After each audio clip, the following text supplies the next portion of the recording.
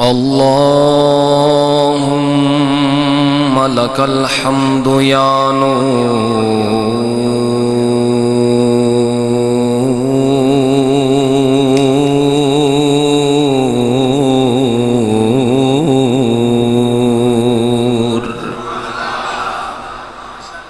يا نورا قبل كل نور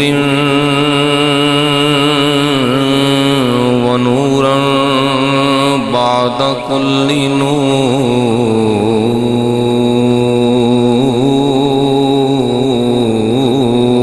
نور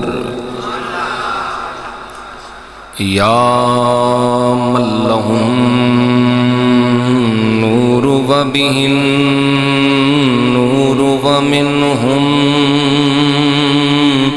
نور وإليه النور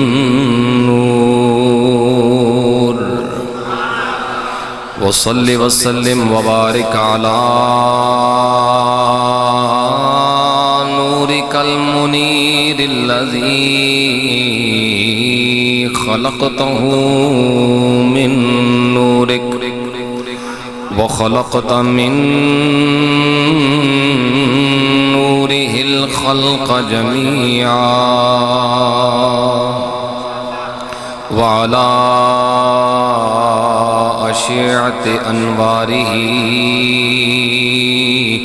نجومه وأقماره آله وأصحابه أجمعين أما بعد فأعوذ بالله من الشيطان الرجيم بسم الله الرحمن الرحيم قل لا أسألكم عليه أجرا إلا المودة للقربى صدق الله العظيم الصلاة والسلام عليك يا رسول الله الصلاة والسلام عليك يا حبيب الله محبت سے پڑھی الصلاة والسلام عليك يا اے حسین ابن علی تیرا زمانہ یاد ہے اے حسین ابن علی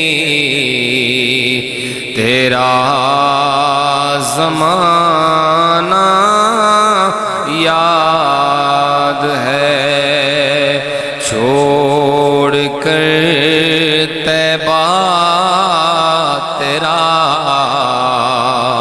کربل میں جانا یاد ہے اے مل کے پڑھ لو اے حسین ابن علی تیرا زمانہ تیروں کی برسات میں چھوڑی نہ سید نے نماز تیروں کی برسات میں چھوڑی نہ سید نے نماز زیر خنجر آپ کا پڑھنا تو گانا یاد ہے حسین ابن علی تیرا زمانہ اے حسین ابن علی تیرا زمانہ. بعد از حمد و صلات انتہائی معزز محترم حاضرین کرام، سادات کرام، آج کی خوبصورت تقریب سعید شہدائے کربلا معلیٰ ان کی یاد میں انعقاد پذیر ہے. اللہ تعالی ہماری اس بزم کو اپنی بارگاہ میں قبول فرمائے. اپنی ہمت و طاقت کے مطابق حضرات اہل بیت اطہار رضوان اللہ علیہم اجمعین و علیہم السلام کی خدمت اقدس میں اپنی حاضری پیش کروں گا. ہمارا مزاج عقیدے کا ایک خاص مزاج ہے جو اللہ نے صرف اہل سنت کو عطا کیا ہے، اور اس مزاج کی خاصیت یہ ہے ہر اس مقام پر سر ادب سے جھکتا ہے اور دل محبت میں سرشار ہوتا ہے جہاں ہمیں نسبت رسول کی جھلک نظر آ جائے، صرف جھلک نظر آ جائے ہم نثار ہو جاتے ہیں. سیدی اعلیٰ حضرت رحمہ اللہ تعالیٰ کے شعر سے اپنی گفتگو کا آغاز کرتا ہوں. آپ فرماتے ہیں، ذرا انداز کو سمجھیے گا، اردو جاننے والے، خاص طور پہ شاعری سے شغف رکھنے والے اس شعر پہ توجہ فرمائیں. آپ فرماتے ہیں، لب پہ کس منہ سے غم الفت لائیں، لب پہ کس منہ سے. اس پہ بھی غور کر لیں کہ لب منہ کا ہی حصہ ہے. لب پہ کس منہ سے غم الفت لائیں، کیا بلا ہے یہ دل علم جس کا سنائیں. لب پہ کس منہ سے غم الفت لائیں، محبت کر جو لی اب رونا کیسا. لب پہ کس منہ سے غم الفت لائیں، یہ دل کیا بلا ہے یہ دل علم جس کا سنائیں. ہم تو ان کے قدموں پہ مٹ جائیں. کن کے قدموں پہ؟ ہم تو ان کے قدموں پہ مٹ جائیں. ہم تو ان کے قدموں پہ مٹ جائیں، ان کے قدموں پہ جو مٹا کرتے ہیں. ہم تو ان کے قدموں پہ مٹ جائیں، سرکار کی بات نہیں، ان کے قدموں پہ مٹ جائیں کہ ان کے قدموں پہ جو مٹا کرتے ہیں. یہ ہماری اوقات ہے، یہ ہماری اوقات ہے. سرکار تو سرکار ہیں، سرکار کے مٹنے والے، سرکار پہ فدا ہونے والے، غلاموں پہ قربان ہونے کے لیے ہماری جان بنی ہے. اب آپ اس بات میں کوئی دوسری رائے نہیں کہ محبت رسول صلی اللہ علیہ وسلم کے بغیر ایمان نہیں. نبی پاک علیہ السلام کا فرمان ہے، لا یؤمن احدکم حتی اکون احب الیہ من والدہ وولدہ والناس اجمعین. اس وقت تک کوئی بندہ مومن ہو ہی نہیں سکتا جب تک اپنی اولاد سے بڑھ کے، اپنے والدین سے بڑھ کے اور دنیا کے تمام لوگوں سے بڑھ کے وہ اللہ کے محبوب سے پیار نہیں کرتا. محبت کی کئی قسمیں ہوتی ہیں. ایک محبت کی قسم ہے جسے کہتے ہیں محبت اجلال و اعظام. میرا خیال ہے یہاں پر نوجوان بیدار مغز، بیدار ذہن اور موضوع سننے والے لوگ بیٹھے ہیں جو شعور رکھتے ہیں کہ ایک عنوان سے بات ہو، ایک لاجک سے بات ہو. تو میں اسی طرح اسی انداز میں کچھ پیش کرنا چاہتا ہوں، ذرا توجہ فرمائیے گا. محبت اجلال و اعظام وہ محبت جس میں تعظیم ہوتی ہے، جیسے والدین کے ساتھ اولاد کی محبت. ایک ہوتی ہے محبت شفقت و رحمت جس میں پیار ہوتا ہے، شفقت ہوتی ہے، جیسے والدین کی محبت اپنی اولاد سے. ایک ہوتی ہے محبت مشاکلہ، وہ محبت جو دیگر تمام رشتہ داروں سے، پیاروں سے ہوتی ہے. ایک ہوتی ہے محبت فردیہ، وہ محبت جو خود انسان کو اپنی جان سے ہوتی ہے.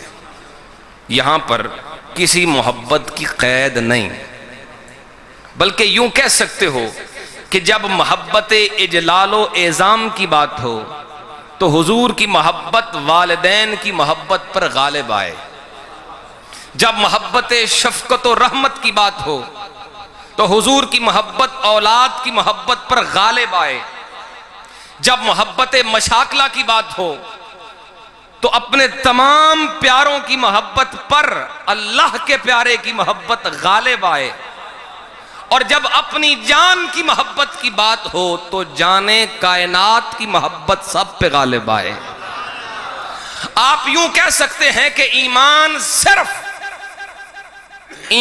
صرف نام تبدیل کرنے کا نام نہیں، ایمان صرف حلیہ و لباس کی تبدیلی کا نام نہیں، ایمان صرف وضاقتہ بنانے کا نام نہیں، ایمان صرف جسمانی اعمال عبادت کو انجام دینے کا نام نہیں، بلکہ ایمان نام ہے در مصطفیٰ پہ ہر محبت قربان کر دینے کا، تمام محبتیں حضور کے دروازے پہ پیش کرنے کا نام ایمان ہے۔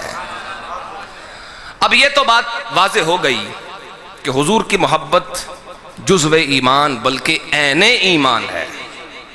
یہ بات بھی سمجھنے کی ہے وہ شخص کبھی بھی کامل محب نہیں بن سکتا جو محض وجود مصطفیٰ صلی اللہ علیہ وسلم سے محبت کرے۔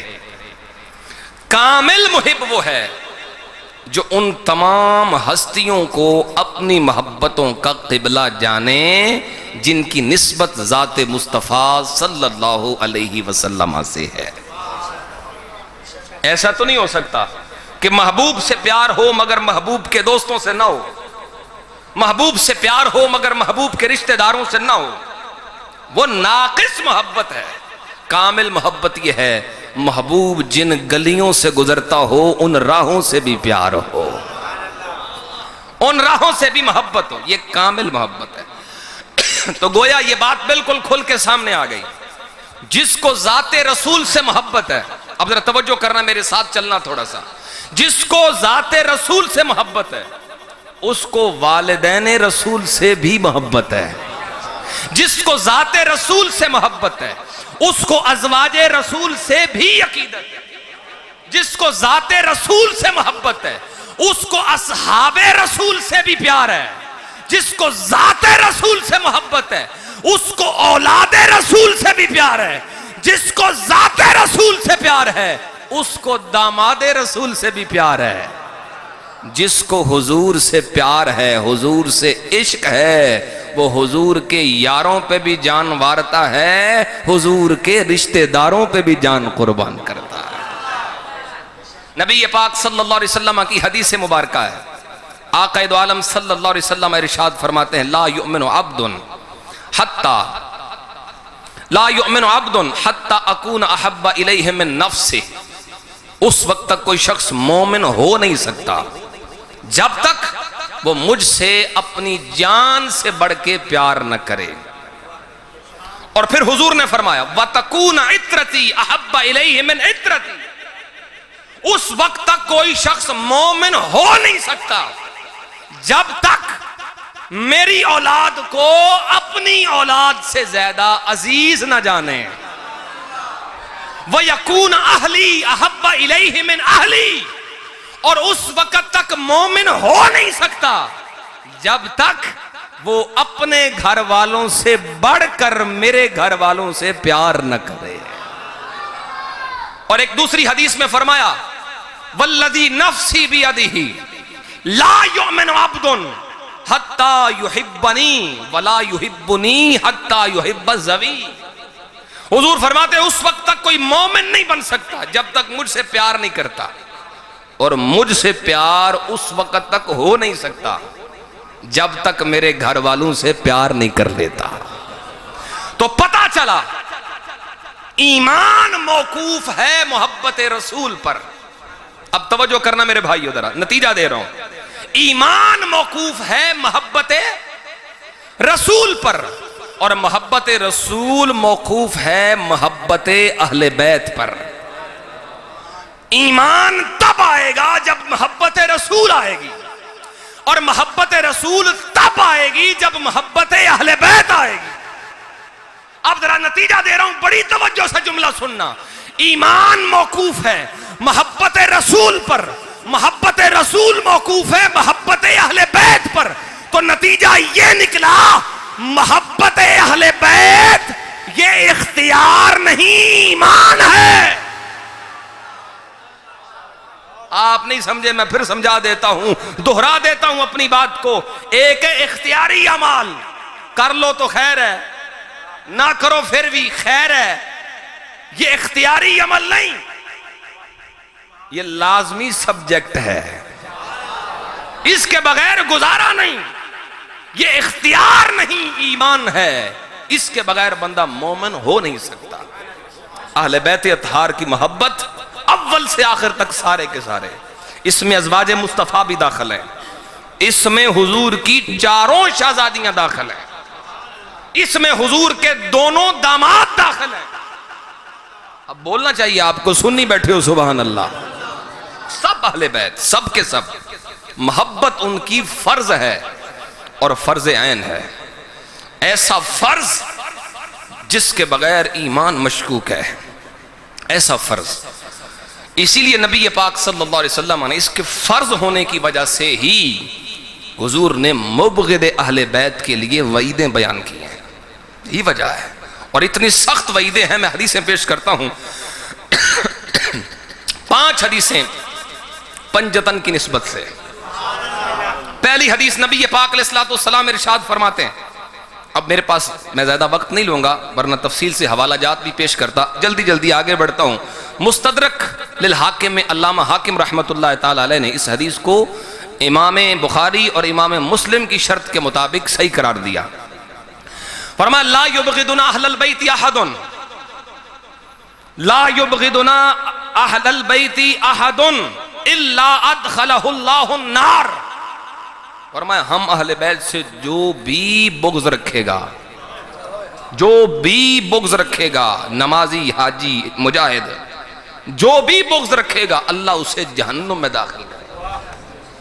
دوسری حدیث نبی پاک صلی اللہ علیہ وسلم ارشاد فرماتے ہیں اشد غضب من اللہ علی من آذانی فی اطرتی، اللہ کا شدید تر عذاب اس بندے پر، اللہ کی شدید تر ناراضگی اس بندے کے ساتھ جو مجھے میرے گھر والوں کے بارے میں تکلیف دیتا ہے۔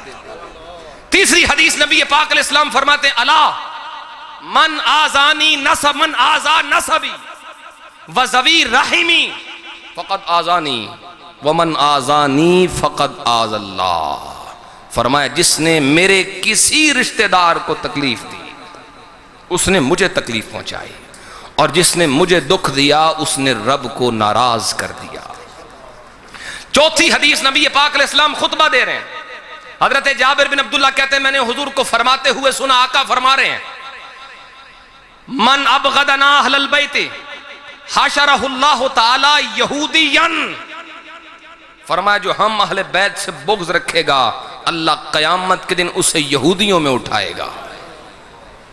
ہم نے عرض کیا رسول اللہ وَإِن صَامَ وَصَلَّى، اگرچہ وہ نمازی ہو، حضور اگرچہ وہ روزے رکھنے والا ہو، سرکار نے فرمایا وَإِن صَامَ وَصَلَّى، اگرچہ نمازی ہو، اگرچہ روزے دار ہو۔ 5ویں حدیث امام حاکم نے اسے بھی صحیح قرار دیا، فرمایا فَلَوْ أَنَّ رَجُلًا سَفَنَ بَيْنَ الرُّكْنِ وَالْمَقَامِ، بڑی توجہ سے اس حدیث کو سننا ہے۔ فرمایا ایک بندہ حجر اسود اور مقام ابراہیم کے درمیان کھڑا ہو جائے صف کے اندر، فصام فصلى، اس وقت حالت روزہ میں ہو اور نماز بھی شروع کر دے، ثم لقی اللہ وہو مبغض لأہل بیت محمد صلی اللہ علیہ وسلم، پھر اس حال میں مرے کہ وہ آل مصطفیٰ سے بغض رکھتا ہو۔ حالت دیکھیں، حرم کے اندر کھڑا ہے، مقام ابراہیم اور حجر اسود کے درمیان کھڑا ہے، نماز بھی پڑھ رہا ہے، روزے میں ہے، اگرچہ یہ ساری عبادتیں وہ کر رہا ہے، فرمایا داخل النار، باوجود اس کے جہنمی ہے۔ یہ 5 حدیثیں آپ کی خدمت میں پیش کی. بڑا عبادت گزار ہو، بغض اہل بیت کی وجہ سے جہنمی. بڑا عبادت گزار ہو، بغض اہل بیت سے اللہ کے غضب کا حقدار. بڑا اہل بیت بڑا عبادت گزار ہو، بغض اہل بیت کی وجہ سے رسول پاک کو تکلیف دینے والا. بڑا عبادت گزار ہو، بغض اہل بیت کی وجہ سے قیامت کے دن یہودیوں میں بڑا عبادت گزار ہو، حرم شریف کے اندر ہو، بغض اہل بیت کی حالت میں مر جائے تو جہنم میں جائے گا. اب نتیجہ سنو، میں کہتا ہوں بڑے سے بڑا عابد ہو، بڑے سے بڑا زاہد ہو، بغض اہل بیت اسے جہنمی بنا دیتا ہے، اور حب اہل بیت بڑے سے بڑے گناہگار کو جنتی بنا دیتا ہے. محبت سے بولو ذرا سبحان اللہ.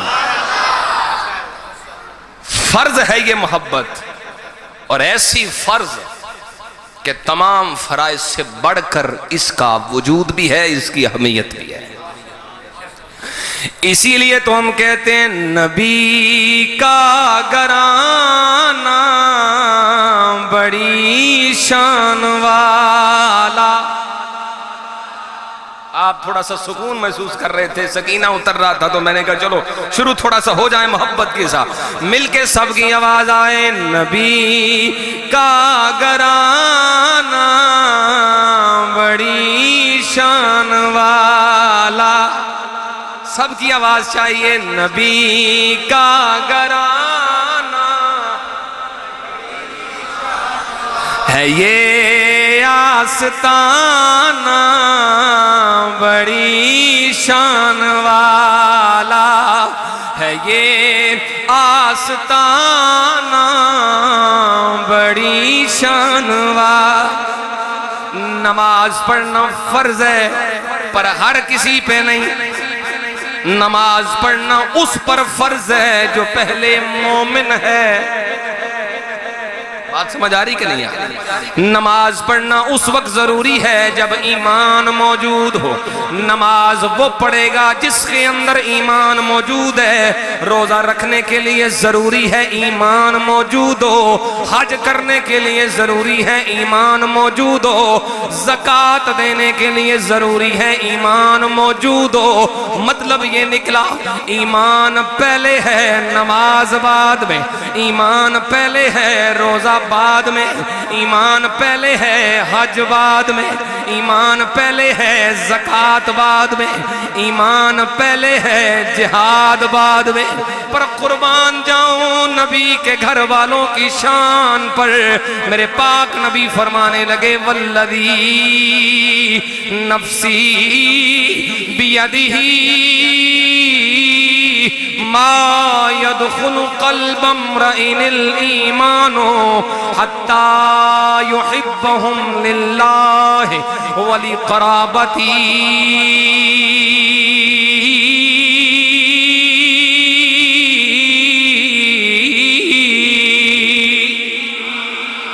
میرے پاک نبی صلی اللہ علیہ وسلم فرمانے لگے قسم ہے اس ذات کی جس کے قبضہ قدرت میں میری جان ہے، جب تک کوئی بندہ اللہ کی رضا کے لیے میری قرابت کی وجہ سے میرے گھر والوں سے پیار نہ کرے، اس وقت تک اس بندے کے دل میں ایمان داخل ہو ہی نہیں سکتا.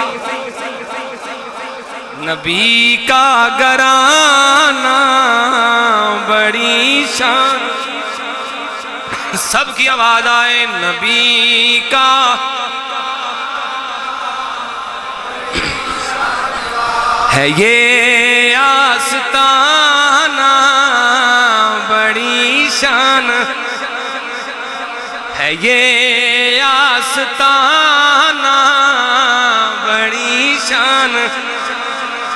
نماز پڑھنا فرض ہے پر ہر وقت نہیں. ہر وقت تو نماز پڑھنا ضروری نہیں. نماز پڑھنا اس وقت ضروری ہے جب نماز کا وقت آئے گا. میرا پروردگار فرماتا ہے ان الصلاۃ کانت علی المؤمنین العالمین کتابا موقوتا۔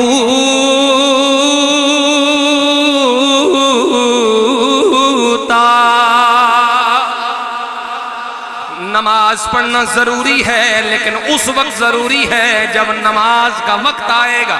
روزہ رکھنا فرض ہے، لیکن ہر روز روزہ رکھنا فرض نہیں۔ روزہ رکھنا اس وقت ضروری ہے جب روزے کا وقت آئے گا۔ اللہ فرماتا ہے ایام معدودات، چند دن گنتی کے روزے فرض ہیں۔ جب رمضان کا مہینہ آئے گا پھر روزہ رکھنا ضروری ہے۔ حج کرنا ضروری ہے، لیکن ہر سال تو نہیں، زندگی میں ایک بار ضروری ہے۔ زکوٰۃ دینا ضروری ہے، لیکن ہر مہینے تو نہیں، سال میں ایک بار، سال کے بعد ضروری ہے۔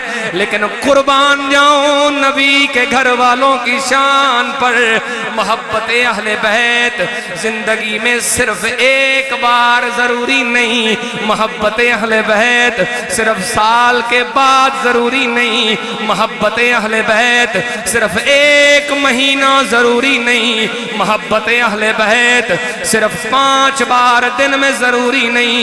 میرے نبی کی آل سے پیار کرنا زندگی کے ہر سانس میں ضروری ہے۔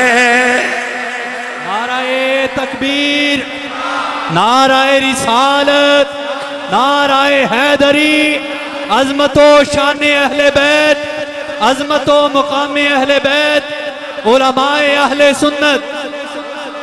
نبی کا گرانا، نہیں سب کی آواز چاہیے۔ نبی کا گرانا بڑی شان ہے، یہ آستانہ بڑی شان۔ اللہ اکبر کبیرہ۔ اہل بیت اطہار کی محبت فرض عین، اور یہ بات اب سب کو پتا ہے۔ نماز پڑھ کے بندہ نمازی بنتا ہے، روزہ رکھ کے روزہ دار بنتا ہے، حج کر کے حاجی صاحب بنتا ہے، جہاد کر کے مجاہد بنتا ہے۔ محبت اہل بیت کرنے کے بعد بندہ مومن بنتا ہے، مومن بنتا ہے۔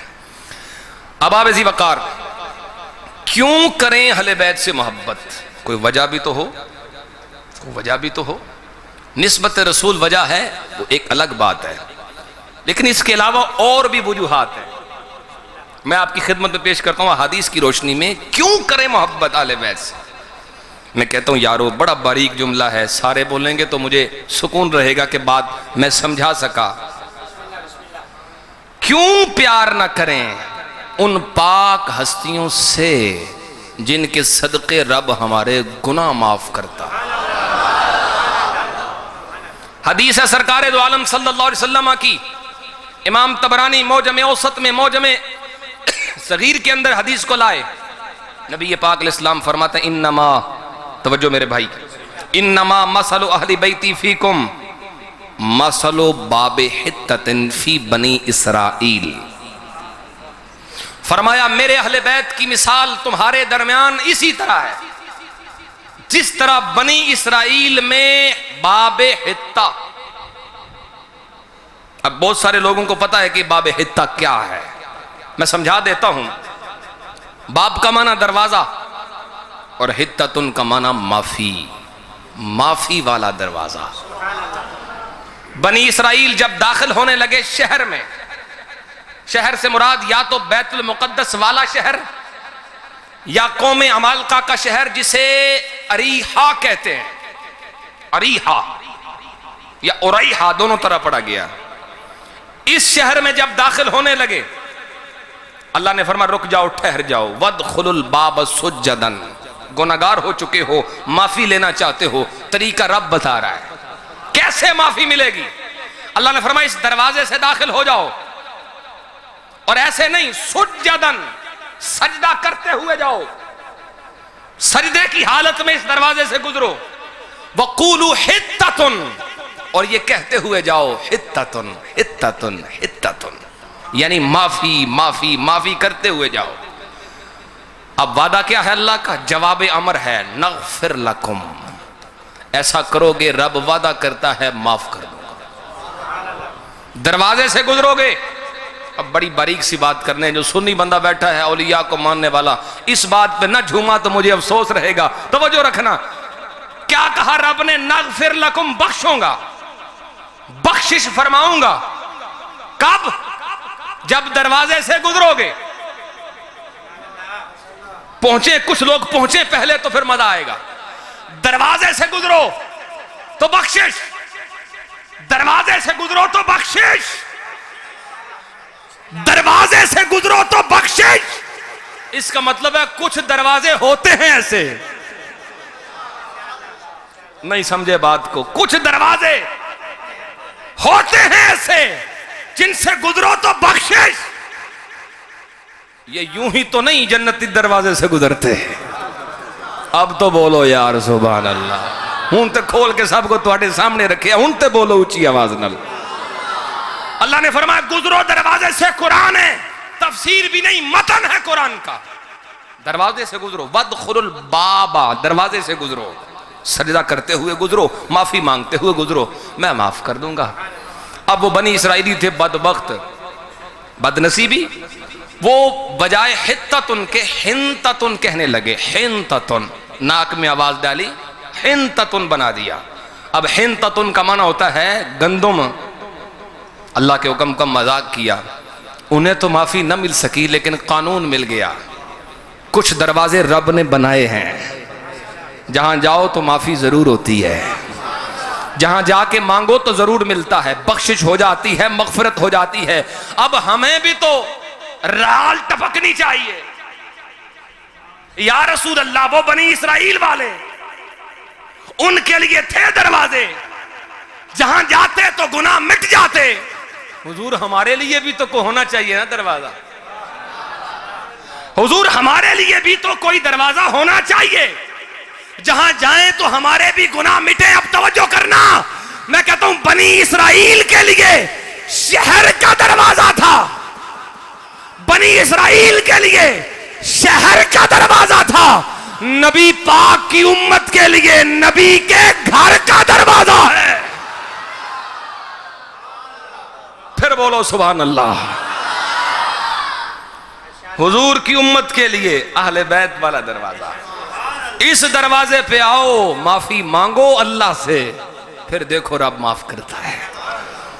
حدیث بھی آ گئی، مفہوم بھی نکل کے سامنے آ گیا، تو پھر میں کہہ سکتا ہوں نا، کیوں پیار نہ کریں ان پاک نفوس قدسیہ سے جن کے صدقے رب گناہ معاف کرتا ہے۔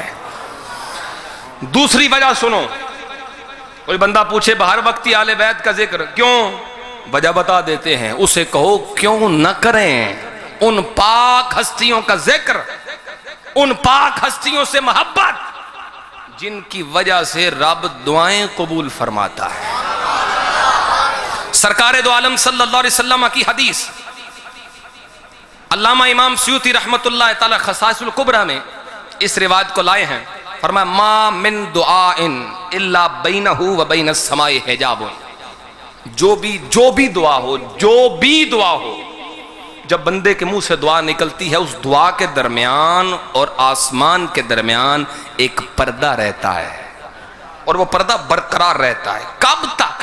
حتی یصلی علی محمد صلی اللہ علیہ وسلم وعلی آلہ،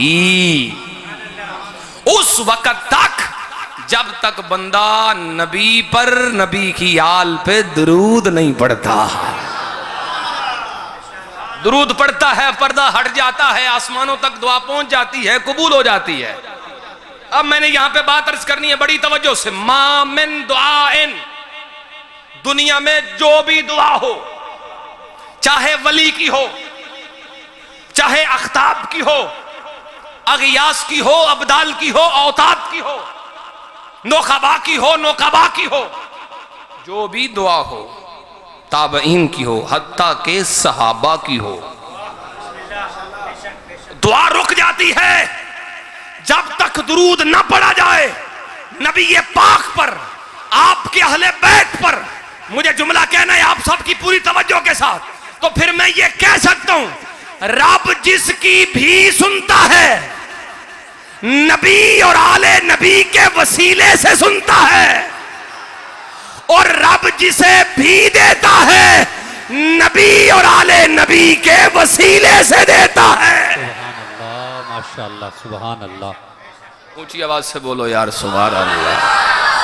اللہ کیوں پیار نہ کریں؟ کھو جاؤ، محو ہو جاؤ، غرق کر دو اپنے آپ کو عشق حضرات اہل بیت میں۔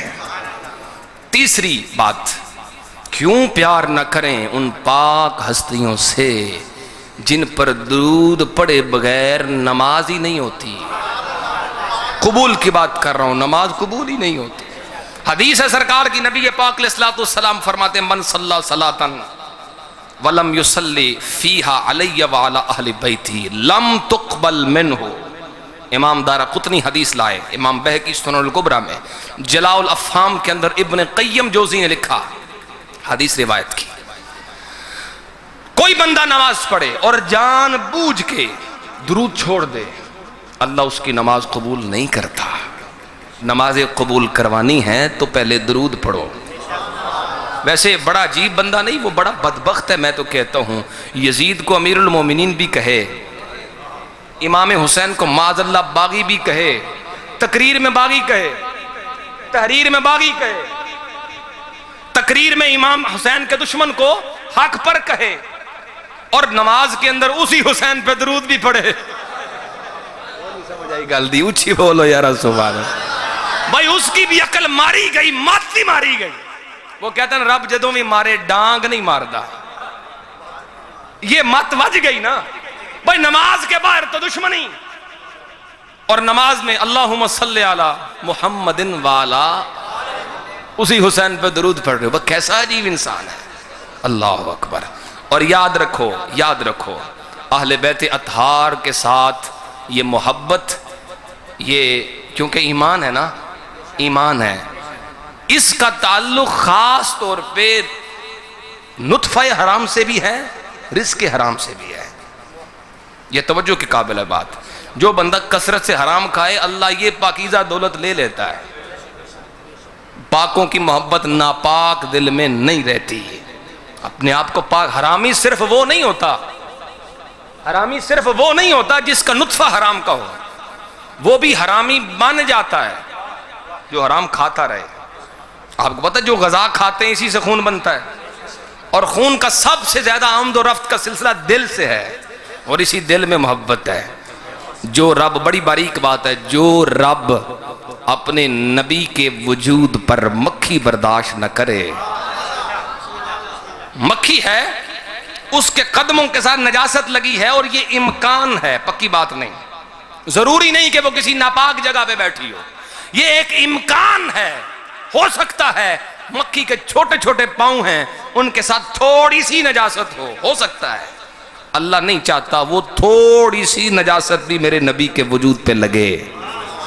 جو رب اتنی طہارتوں کا خیال فرماتا ہے، وہ اپنے پیاروں کی، امام حسین کی، امام حسن کی، سیدہ زہرا پاک کی پاک محبت کسی ناپاک دل میں کیسے ڈال سکتا ہے؟ نکل جاتی ہے۔ یہ ضروری ہے کہ اپنے آپ کو ہم پاک کریں، کیونکہ یہ گھرانہ پاک ہے۔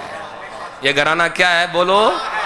آپ کی توجہ ہٹ رہی ہے، میں پھر ٹریک پہ لے آتا ہوں، مل کے ذرا سب کی آواز آئے۔ نبی کا گھرانہ بڑی شان، نبی کا گھرانہ بڑی شان والا ہے، یہ آستانہ بڑی شان۔ اللہ اکبر کبیرہ۔ کیوں پیار کریں اہل بیت اطہار سے؟ میرے پاک نبی کی حدیث سنو، جامع ترمذی کی روایت ہے، میرے پاک نبی فرمانے لگے صلی اللہ علیہ وسلم، احب اللہ، او لوگو اللہ سے پیار کرو، اللہ سے پیار کرو۔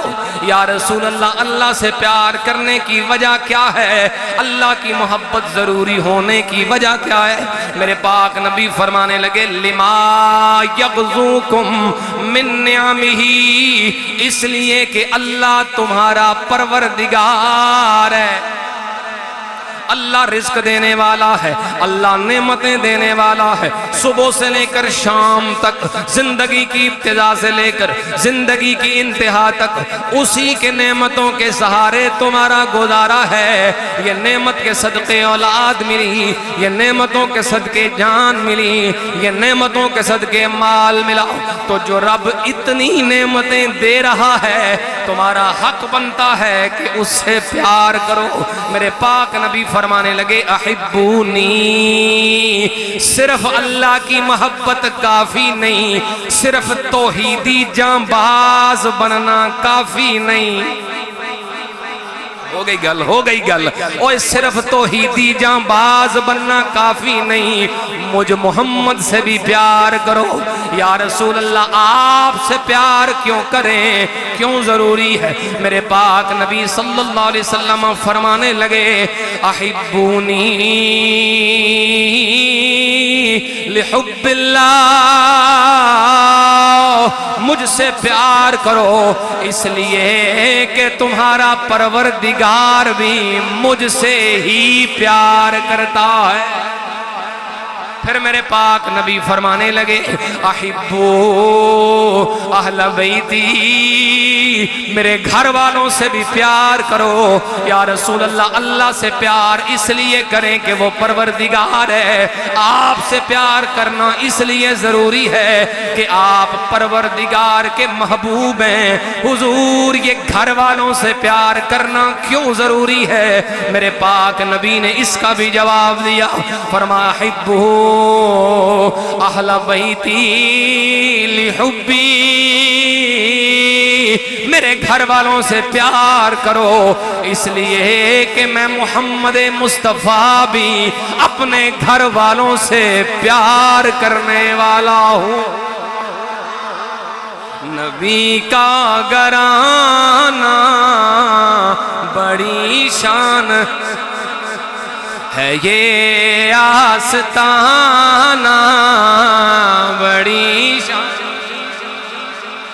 یہ آستانہ بڑی شان۔ نعرہ تکبیر، نعرہ رسالت، نعرہ حیدری، عظمت و شان مقام اہل بیت، عظمت و مقام اہل بیت۔ ماشاءاللہ۔ اختتام کی طرف چلتے ہیں۔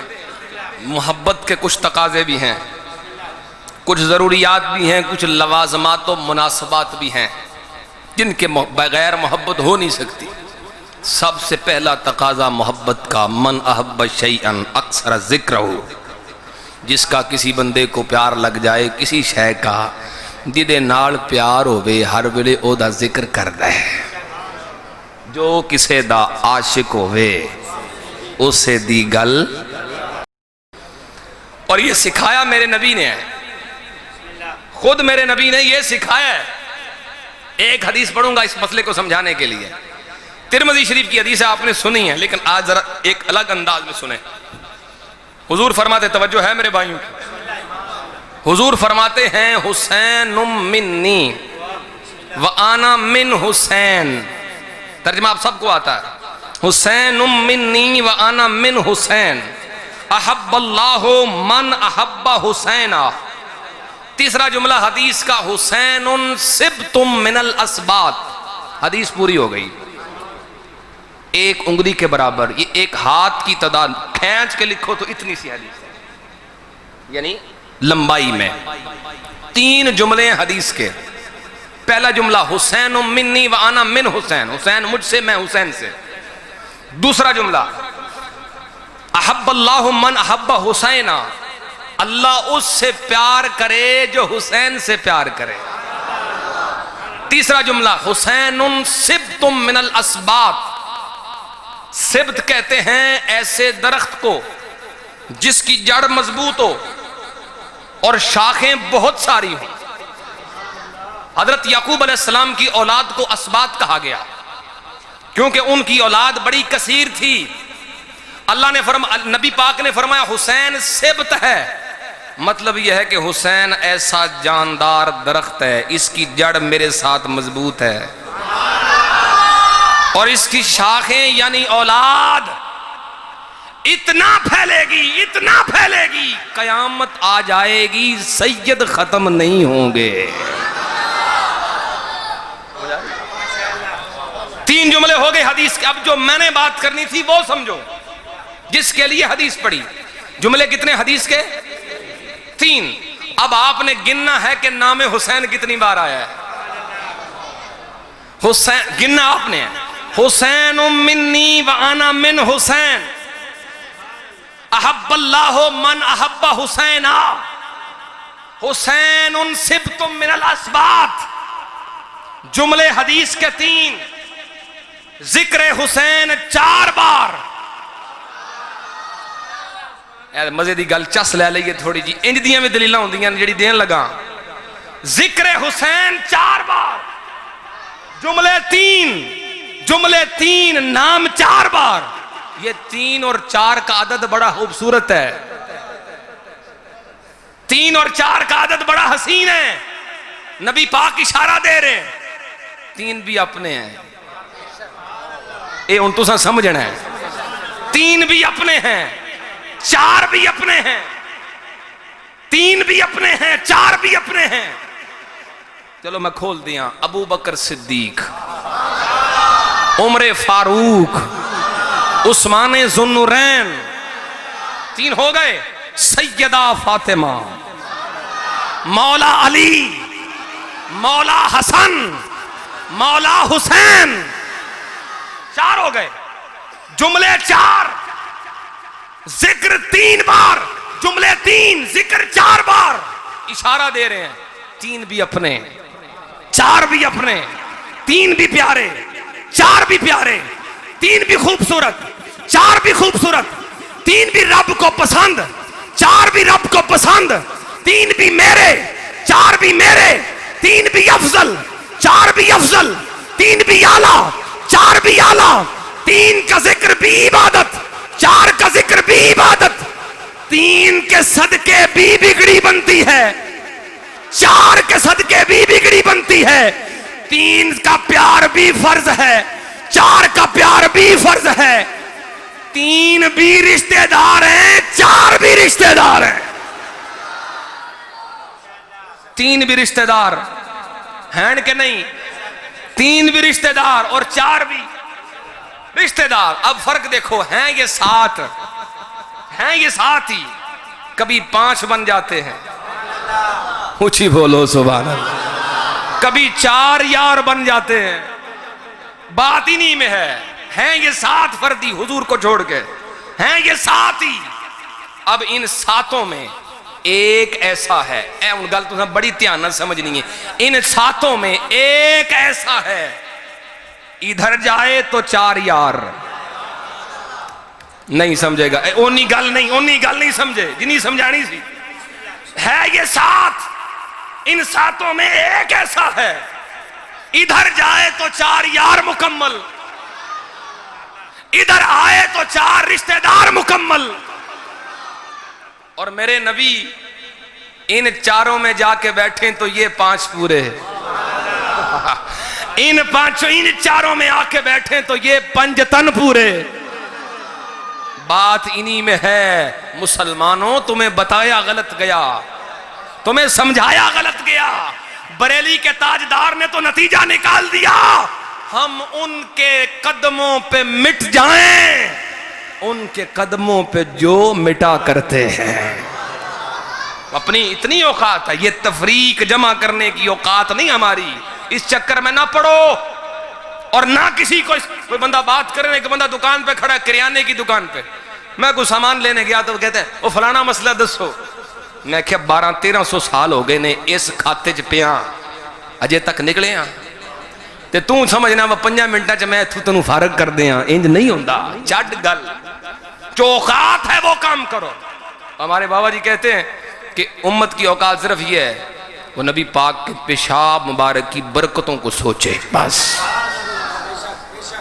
ادھر تک رہو، بس جمع تفریق کا کام یہ ہمارا نہیں ہے، ہمارا کام حضور سے اور حضور کی نسبتوں سے پیار کرنا ہے۔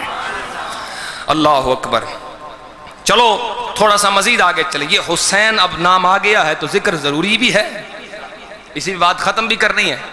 آپ کو پتا ہے حسن اور حسین، توجہ میرے بھائی، حسن اور حسین کا مادہ، لفظ حسن اور لفظ حسین کا مادہ اشتقاق ایک ہے۔ مادہ اشتقاق کا مطلب ہوتا ہے وہ 3 حروف اصلیہ جو فا عین لام کے مقابلے میں آئیں اور انہی 3 سے تمام حروف بنتے ہیں، یعنی ایک مادے سے جتنے حرف بنتے ہیں اصل 3 ہی حرف ہوتے ہیں۔ حسن اور حسین جتنے بنا لو، آگے جتنے الفاظ بنا لو، مادہ 3 لفظ ہے، 3 حرف ہے، وہ کیا ہے جی؟ ہا سین نون، ملا دو تو بنا حسن۔ کیا بنا جی؟ حسن۔ کیا بنا؟ حسن۔ حسن کا مادہ بھی حسن۔ مزہ لو ان باتوں کا، دلائل پورے ہو گئے، جو بات کرنی تھی ہو گئی۔ حسن کا مادہ بھی حسن، حسین کا مادہ بھی، یہ لفظوں کی بات ہے، لفظوں کی بات، الفاظ کی بات کر رہا ہوں۔ لفظ حسن کا مادہ اصل، لفظ حسن کی اصل ہے حسن، لفظ حسین کی اصل ہے حسن۔ پھر کہتا ہوں لفظ حسن کی اصل ہے حسن، لفظ حسین کی اصل ہے حسن۔ یہ تو لفظوں کی اصل ہے، جن وجودوں کے یہ نام ہیں ان وجودوں کی اصل کیا ہے؟ تھوڑا سا اونچا بولو۔ یہ تو لفظوں کی اصل بتائی کہ لفظ حسن کی اصل حسن، لفظ حسین کی اصل حسن۔ تو جو 2 وجود ہیں ان وجودوں کی اصل کیا ہے وہ میرے امام بریلی کے تاجدار نے بتایا ہے۔ ایڈی وڈی گل، میری ساری گل دا نچوڑ اینی کو سبحان اللہ ہوئے کہ اگلے سال تک اے میں نے یاد رہے بے ایڈی سونی سبحان اللہ انہاں کی سی تو پھر میں تو آڈی سبحان اللہ تو بھی سبحان اللہ کرانگا۔ توجہ نہ گل سننی ہے، لفظ حسن کی اصل حسن، لفظ حسین کی اصل حسن۔ وجود حسن و حسین کی اصل کیا ہے؟ امام فرماتے ہیں خون خیر الرسل، خون خیر الرسل، خون خیر الرسل سے ہے جن کا خمیر، ان کی بے لوث طینت پہ لاکھوں سلام۔ یہ ہے اصل، خون خیر الرسل۔ اب اعلیٰ حضرت کی بات چھڑ گئی ہے، قسم ہے پروردگار کی، ممبر پہ بیٹھا ہوں باوضو ہوں، جتنا عشق امام محمد رضا نے سکھایا کوئی سکھا نہیں سکتا۔ قسم سے آپ ایسے ایسے جملے فرماتے ہیں کہ بندہ حیران ہو جاتا ہے، اور یہ سمجھ میں آتی ہے کہ یہ عشق کے بول احمد رضا خود نہیں بولتا، کوئی بلوا رہا ہے۔ جملہ سنو، اگلے شعر سنو اور مزہ لو ان باتوں کا۔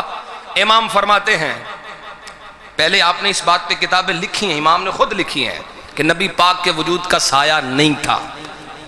ایک شعر لکھا آپ نے، آپ فرماتے ہیں معدوم نہ تھا۔ معدوم نہ تھا کا مطلب ہے ایک گل کوئی نہیں کہ سایہ نہیں سی۔ پہلے خود کتابیں لکھی ہیں، آپ کی کتابیں فتاوی رضویہ میں آج بھی موجود ہیں، رسالے، اس بات پر کہ سایہ نہیں تھا۔ لیکن یہاں کیا کہتے ہیں، خاص انداز میں، خاص زاویے میں بات کرتے ہیں، کہتے ہیں معدوم نہ تھا سایہ شاہ ثقلین، معدوم نہ تھا سایہ شاہ ثقلین، ایک سایہ جو زمین پہ پڑتا ہے وہ تھا؟ امام کہتے ہیں نہیں تھا، یہ کسی اور سایہ کی بات کر رہے ہیں، یہ کسی اور سایہ کی بات ہے۔ فرماتے ہیں معدوم نہ تھا سایہ شاہ ثقلین، بڑی گل، بڑی وڈی گل جے، معدوم نہ تھا سایہ شاہ ثقلین، اس نور کی جلوہ گاہ ہے وجود حسنین، اس نور کی جلوہ گاہ ہے ذات حسنین۔ اب آگے نتیجہ نکال رہے ہیں وہ سایہ ہے کیا؟ وہ تو نہیں تھا جو زمین پہ پڑتا تھا، وہ تو ہے ہی نہیں. یہ کس سائے کی بات کر رہے ہیں؟ کہتے ہیں وہ معدوم نہ تھا سایہ شاہ ثقلین، اس نور کی جلوہ گاہ ہے ذات حسنین. تمثیل نے اس سائے کے دو حصے کیے، تمثیل نے اس سائے کے دو حصے کیے، آدھے سے بنے حسن اور آدھے سے حسین. آدھے سے بنے حسن اور آدھے سے حسین. امام کہتے ہیں وہ سایہ جو زمین پہ پڑنے وہ نہیں تھا جس سائے کی میں بات کر رہا ہوں، یہ وجود حسنین ہے. یہ سرکار کا سایہ ہے، سرکار کا سایہ ہے. اسی طرح امام نے ایک جگہ پہ اور اس پہ حدیث بھی ہیں، نبی پاک صلی اللہ علیہ وسلم کے یہ دونوں شہزادے حضور کی شبیہ مبارک ہیں، حضور کی تصویر ہیں. ایک بات یاد رکھو، حسن میں بڑی بات کرنے لگا ہوں، حسن میں امام حسن و حسین مولا علی سے بھی بڑھ کر ہیں. پریشان نہیں ہونا بات پہ، حسن میں صرف حسن کی بات کر رہا ہوں، ورنہ علی علی ہے، علی علی ہے. جس کو اللہ نے، جس علی کو اللہ نے یہ دونوں شہزادے دیے ہیں، اس کو پہلے اس قابل بھی تو کیا ہے نا کہ نہیں کیا. لیکن حسن کی بات کر رہا ہوں، حسن میں یہ دونوں شہزادے حضرت علی سے بڑھ کر ہیں. کیوں؟ وجہ کیا ہے؟ وجہ یہ ہے کہ علی شبیہ رسول تو نہیں سمجھے بات. حضرت صدیق سے پوچھتے ہیں آپ بتائیں، یہاں پہ فیصلہ آپ فرمائیں. صحیح بخاری کی حدیث، حضرت علی المرتضی رضی اللہ عنہ تشریف فرمائیں. جناب صدیق اکبر تشریف لائے، کندھوں پہ کسی بچے کو اٹھا رکھا ہے. اس شخصیت کا نام ہے مولا حسن. سنت نبوی کو ادا کر رہے ہیں حضرت صدیق اکبر، کندھوں پہ اٹھا رکھا ہے مولا حسن کو، اور اٹھا کے ایک جملہ کہتے ہیں. حضرت علی سن رہے ہیں، ایک جملہ فرماتے ہیں علی سنو، بی ابی شبیہم بن نبی، میرا باپ اس پہ قربان، یہ جو میرے کندھوں پہ بیٹھا ہے میرا باپ اس پہ قربان. شبیہم بن نبی، علی یہ تمہاری شبیہ نہیں، یہ نبی کی شبیہ ہے. کسی بندے نے بچہ اٹھا رکھا ہو تو لوگ گلاں کر دے نا، اے مامے تے وے، اے چاچے تے وے، اے بھوپھی تے وے، اے دا نک فلانے تے وے. حضرت صدیق کہہ رہے ہیں علی تواڈے تے نہیں جے،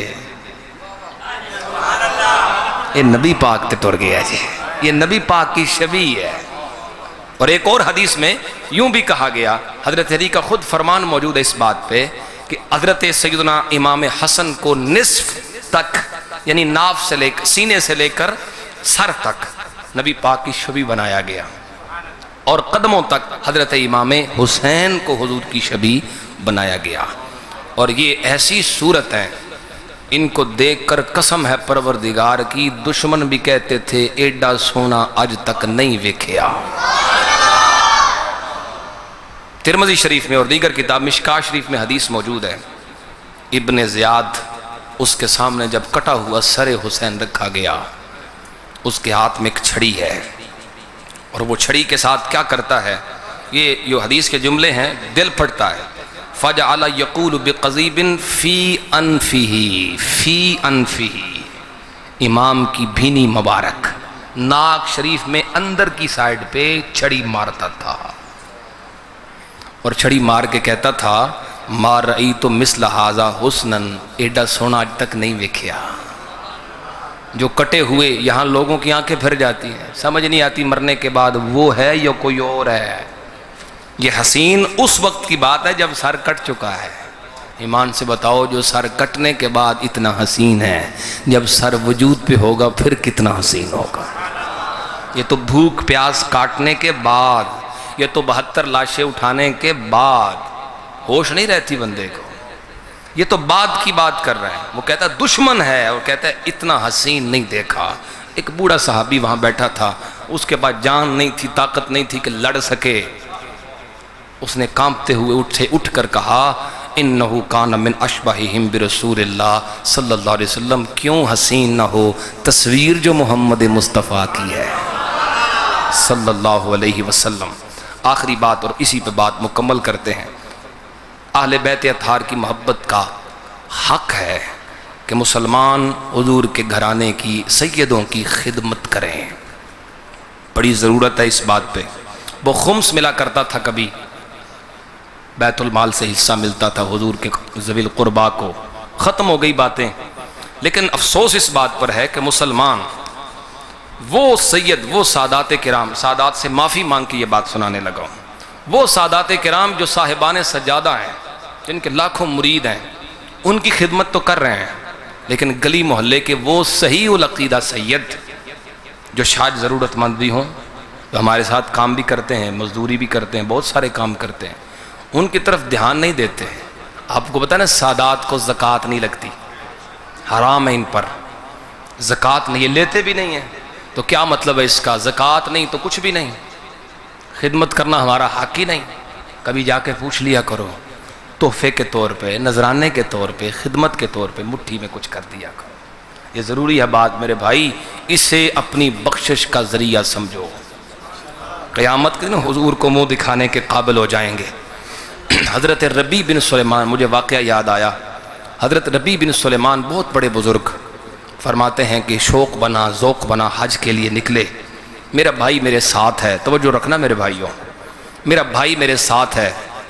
کہتے ہیں رستے میں ایک جگہ پہ ہم رکے، ٹھہرے، پڑاؤ کیا، ہم نے کہا آرام کر لیں، تو کہتے ہیں میں نے اس جگہ پہ دیکھا کہ ایک خاتون ہے با پردہ، ایک مردار پڑا ہوا ہے، خدا جانے کیا ہے، مردار کوئی جانور تھا، اس کا گوشت کاٹ رہی ہے خاتون، پردہ دار خاتون۔ تو میرے ذہن میں خیال آیا کہیں یہ گوشت فروش نہ ہو، اور یہ مردار کا گوشت کاٹ کے کہیں جا کے بیچ نہ دے، کسی کو کھلا نہ دے۔ وہ آگے چلی گئی، میں اس کے پیچھے چلا گیا کہ کیا کرتی ہے۔ کہتے کچھ دور جا کے ایک دروازہ آیا، ایک حویلی تھی، دروازہ کھلا، اندر میں نے جھانک کے دیکھا تو غربت افلاس نے ڈیرے ڈالے ہوئے ہیں، چھوٹی چھوٹی 4 بچیاں بیٹھی ہوئی ہیں، اور وہ تھیلی میں ڈال کے گوشت کہتی ہے یہ مل گیا ہے، اسے پکا لو۔ کہتے ہیں جب وہ پکانے لگے تو دروازے کے باہر کھڑے ہو کے میں نے آواز لگائی، بی بی ٹھہر جاؤ، خدا کے لیے بچیوں کو یہ گوشت مت کھلاؤ۔ اس بی بی نے دروازہ کھولا، کہا بھائی اندر آؤ۔ پردے میں اس نے بات کی، اس نے کہا ہم مجبور ہیں اس پر، ہم اس پر مجبور ہیں یہ کھانے پر۔ 4 دن گزر گئے، 4 دن گزر گئے، گھر میں کھانے کے لیے کچھ نہیں۔ اور حضرت ربیع بن سلیمان کہتے ہیں اس وقت تو میری چیخ نکل گئی جب اس نے کہا ہم خاندان رسول ہیں۔ کہتے ہیں میرے قدموں کے نیچے سے زمین نکل گئی، واپس اپنے ڈیرے پہ آیا، جو کچھ تھا میرے پاس، حتیٰ کہ احرام بھی باندھا، احرام بھی نکال کے رکھ دیا، اور 600 درہم تھے میرے پاس۔ کہتے ہیں میں نے وہ 600 درہم دیے اور لے کے بازار گیا، کچھ اناج خریدا، اور آٹے کے اندر بقایا درہم رکھ کے تو میں نے جا کے پیش کر دیا۔ کہ دروازے کے باہر کھڑا ہوں، وہ تھیلی رکھی اندر، چھوٹی سی بچی اٹھائی، آئی اور اٹھا کے لے گئی۔ اب کہتے ہیں لائن میں وہ 4 بچیاں کھڑی ہیں اور وہ مجھے دعا دے رہی ہیں۔ کہتے ہیں وہ دعائیں مجھے آج تک نہیں بھولی۔ ایک بچی بول کے کہتی ہے دینے والے اللہ تجھے دگنا اجر عطا کرے۔ دوسری بچی رو کے کہتی ہے اے ہمیں عطا کرنے والے، ہمیں دینے والے، ہماری تکلیف دور کرنے والے، ہماری خدمت کرنے والے، جو تو نے دیا ہے اللہ تجھے اس سے زیادہ عطا کرے۔ ایک بچی رو کے کہتی ہے اللہ تیرے گناہ معاف کرے۔ کہتے ہیں جو سب سے چھوٹی بچی تھی اس نے جو دعا دی، کہتے ہیں میرا اس نے جگر چیر دیا۔ اس نے کہا ہے ہماری خدمت کرنے والے ہم تجھے دعا دیتے ہیں اللہ تجھے قیامت کے دن ہمارے نانا کی سنگت عطا فرمائے۔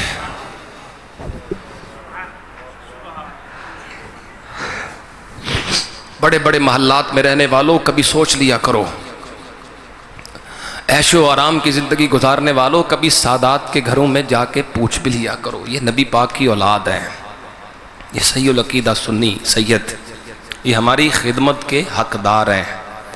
اب حضرت ربیع کہتے ہیں میرے بھائی نے مجھے بڑا سمجھایا کہ مت کرو، حج کے لیے آئے ہو، آدھا رستہ رہ گیا ہے، کدھر واپس؟ نے کہا میں نے نہیں کرنا حج، واپس آ گیا.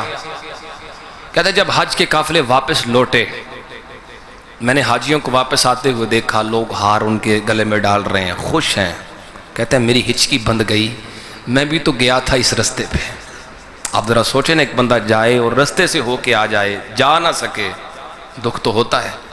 کہتے ہیں پھر میں نے تسلی کی اپنے آپ کو اور آگے بڑھ کے میں نے ایک حاجی سے کہا کہ سلام لیا, مصافحہ کیا, اور میں نے اس سے کہا میرے لیے دعا کرو. اس نے کہا یار کیا دعا کرواتے ہو مجھ سے, تم بھی تو عرفات میں میرے ساتھ تھے, تم بھی تو میرے ساتھ, تم مجھ سے کیوں دعا کروا رہے, تم بھی تو ساتھ ہی تھے, طواف بھی ہم نے اکٹھا ہی کیا تھا, آب زمزم بھی میں نے تجھے ہی ڈال کے دیا تھا, بھول گئے ہو. کہتے ہیں مجھے لگا کہ اس سے کوئی مغالطہ ہو گیا ہے. میں ایک اور حاجی کو پکڑا, میں اسے کہوں حاجی صاحب مبارک ہے, کہتا ہے تو انو بھی مبارک ہے. کہتے ہیں قافلہ پورا آیا, ہر بندہ یہ کہے, سارے قافلے والے یہی گواہی دیں, میں تجھے دیکھا ہے, ہمارے ساتھ ہی تو تو تھا. کہتے ہیں ایک بندے کو میں نے پکڑا اور سائڈ پہ کر لیا. میں نے کہا سچی بتا, قسم دیتا ہوں اس نبی کی جس کے دربار سے ہو کے آیا ہے, سچ بتا. اس نے کہا اللہ کی قسم اٹھا کے کہتا ہوں حضور کے روزے پہ بھی تو میرے ساتھ ہی تھا, اور تجھے یاد نہیں, تو بھول گیا ہے. یہ تھیلی دے کے گیا تھا مجھے, تجھے یاد نہیں رہی, یہ تھیلی تیری تھی میرے پاس, تو امانت رکھوا کے گیا تھا, یہ لے اپنی امانت لے, میری جان چھوڑ. وہ تھیلی دے کے چلا گیا. اب اس تھیلی پہ لکھا ہوا تھا, ایک جملہ لکھا ہوا تھا, من عاملنا ربحا, جس نے ہم سے سودا کیا نفع ہی کمایا. سبحان اللہ. اس پہ لکھا ہوا تھا.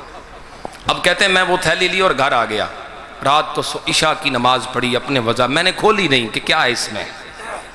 کہتے ہیں رات کو عشاء پڑھ کے وظائف پڑھ کے سو گیا. کہتے ہیں خواب میں سرکار تشریف لے آئے, حضور نے آ کے کہتے ہیں ایک جملہ فرمایا, ایسا جملہ کہ صبح تک میری آنکھوں سے آنسو نہیں سوکھے, اور کہتے ہیں اب جب یاد آتا ہے میری آنکھیں تر ہو جاتی ہیں. حضور نے فرمایا, دست مبارک یوں آگے کیا, میں نے چوما. حضور نے فرمایا کتنے گواہ اور بھیجوں جو یہ کہیں کہ تو نے حج کیا ہے, من جا ہنتے من جا, تو نے کیا ہے, کتنے گواہ اور چاہیے. میں نے عرض کی لجپال آقا مجھے کچھ سمجھ نہیں آ رہی, میں تو نہیں گیا. نبی پاک علیہ السلام نے فرمایا تو نے میری ایک بیٹی کی خدمت کی ہے, میری بچیوں کی خدمت کی ہے, تو نے اللہ سے دعا کی ہے, ایک فرشتہ تیرا ہم شکل آ گیا ہے, جب تک حج ہوتا رہے گا تیرے نام کا حج کرتا ہی رہے گا. میرے بھائی کبھی کبھی ایسا کر کے تو دیکھو, تھوڑے ہوں زیادہ ہوں, مٹھی میں بند کرو اور جا کے پیش کر, ادب کے ساتھ دینے کے, اس طرح نہیں کہ آپ دے رہے ہو اور وہ وصول کر رہے ہیں, نہیں, خدمت کے طور پہ. جیسے بادشاہوں کو خراج پیش کیا جاتا ہے, نذرانہ پیش کیا جاتا ہے, اس انداز میں ادب سیکھو. سیدوں کا ادب عقیدہ شرط ہے, وہ پہلے بات ہو چکی ہے, میں بار بار نہیں کہوں گا کہ عقیدہ, وہ ہو چکی ساری باتیں. سیدی اعلیٰ حضرت خطبہ دے رہے تھے, لوگ بیٹھے, بڑی اجتماع, بڑا لوگوں کا ہجوم. ایک بچہ گزرتا ہے دروازے کے آگے سے, امام اٹھ کے کھڑے ہو جاتے ہیں, پھر بیٹھتے ہیں, پھر بچہ آتا ہے, پھر اٹھ کے کھڑے ہو جاتے. 2-3 بار ایسا ہوا. ایک خان صاحب تھے وہاں بیٹھے ہوئے, بڑے باروب تھے, وہ جب اٹھ کے ویسے ہی باہر دروازے پہ گئے تو بچے بھاگ گئے, ان کے روب کی وجہ سے چلے گئے. اب سیدی اعلیٰ حضرت کو دیکھا کہ بچہ نہیں آ رہا, وہ بچہ سادات کا بچہ تھا. آپ نے ان خان صاحب کو بلایا, اپنے مرید کو, شاگرد جو بھی تھے ان کو فرمانے لگے, تو نے ایک سید زادے کو بھگایا ہے, تیرے ڈر سے بھاگا ہے, اور تو میرا شاگرد ہے, بتا میں حضور کو کیا منہ دکھاؤں گا. یہ ہمارے اسلاف نے یہ سکھایا ہے. جو صحیح العقیدہ سادات کرام, ان کی خدمت بھی کرو, ان سے محبت بھی کرو, عقیدت بھی رکھو, ادب بھی کرو, احترام بھی کرو. اللہ تعالیٰ مجھے آپ سب کو عمل کرنے کی توفیق عطا فرمائے. اللہ جن لوگوں نے اس خوبصورت بزم کا انعقاد کیا ان سب کو سعادات دارین سے مالا مال فرمائے. وما علیہ الا البلاغ.